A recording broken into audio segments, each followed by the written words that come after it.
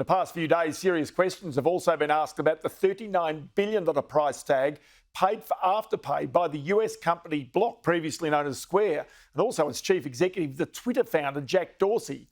And that's because in a US corporate filing, it's been revealed that Afterpay's loss increased in the past year from $79 million, rather in the 6 months, to $345 million. So that's in the 6 months to December last year. Now, troubling are bad debts that are rising, $176 million of them during the period. Let's bring in here a noted buy now, pay later skeptic, Grant Halverson, formerly with Diners Club and Citibank, now with the consultancy McLean, Roche. I've got to say, Grant, always good to have in the program. I mean, it's the bad debts here that are troubling in that buy now, pay later sector. And you'd always suggested that this was an Achilles heel of many of these fast-growing companies. Yes, I have, Ross. The FinTech model is growth at all cost and racking up enormous bad debts. And the bigger these companies have got, the worse their bad debts are actually getting. So my concern has been that they're in a warfare for supposedly scale, but they're chasing the wrong customers, and that's leading to bad debts just ballooning massively. Okay, talk to me about they're chasing the wrong customers. What do you mean by that? Well, particularly in the US, they're going after customers who have either very low credit scores or no credit score at all. And what that leads to, these people are generally already in trouble. So they are taking buy now, pay later as a last resort. So they're going to fail they're going to go bad quite quickly. And that just shows up in all of the results, actually. It's not just Afterpay, it's Zip, Klarna, Affirm, all these specialist buy now, pay later players. Okay, so take me to the all-scrip bid that Block, Jack Dorsey, paid $39 billion for Afterpay. Hindsight being a wonderful thing. Right. It was a stunning takeover.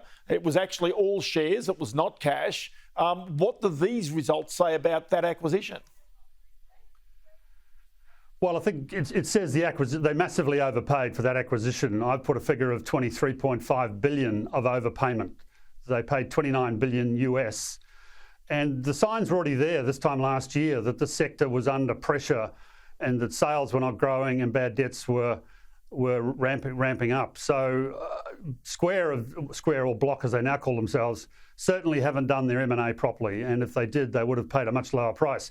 I mean, the Zip has dropped 90% in its share price from this time last year. So if Afterpay had not been purchased, you would expect a similar sort of drop on there if they were trading just as Afterpay. So in a sense, they've got that to cope with, and they're going to have to dig their way out of it.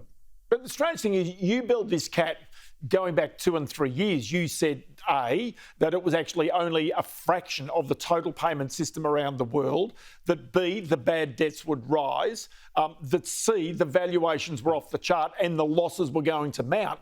Now, Afterpay has never made a profit. It was sold for $39 billion. Yes, but that's a different time. Remember, the high growth model for fintechs was at its boom. Actually, COVID gave all of these companies a leg up. But the cracking was already starting. And of course, this is before they face interest rates, inflation, and that's why the market has really driven the stocks down progressively. I mean, the ASX has lost, buy now, pay later briefly touched 46 billion in market cap. Today, it's a bit over $1 billion. So the ASX has lost 45 billion. A portion of that has to go to Afterpay because it's now owned by Block.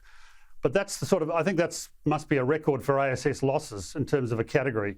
And that's not just in this sector, it's globally. There's an index I follow that looks at 465 fintechs around the world that are public. That's down 65% from this time last year.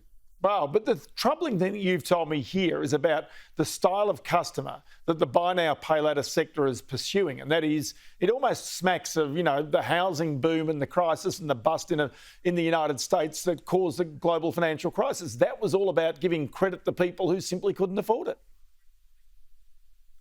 Well, it's worse than that, Ross, because all of these companies are unregulated.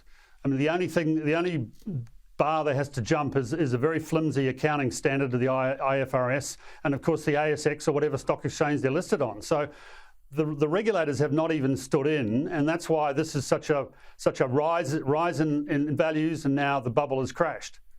Tell you what, good to have you in the program today, and always good to chat to you about this. It's an amazing sector, an amazing subject as well. Grant Halverson from McLean, Roche, many thanks for your time. Thank you.